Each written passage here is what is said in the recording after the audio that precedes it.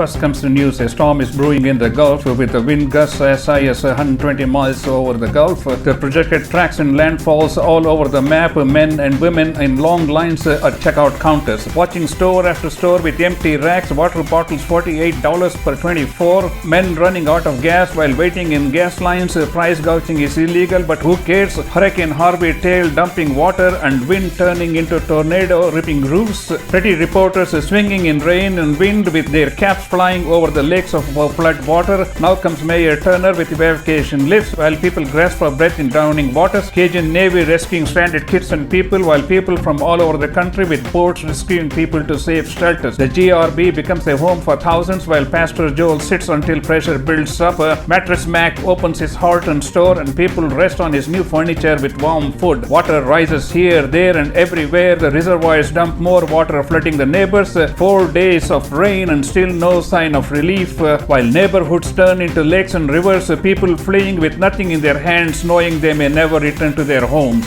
Victims, truckloads of supplies and volunteers flood the GRB, forcing Judge Emmett to open the NRG. While schools and churches shelter the hopeless hundreds, the restaurants pack with free meals for thousands. President Trump visits the GRB and serve the needy. Finally, the sun sets over the Houston after a week. As the loss of lives come to light, the massive property damage breaks the heart, and the toll estimates top $160 billion.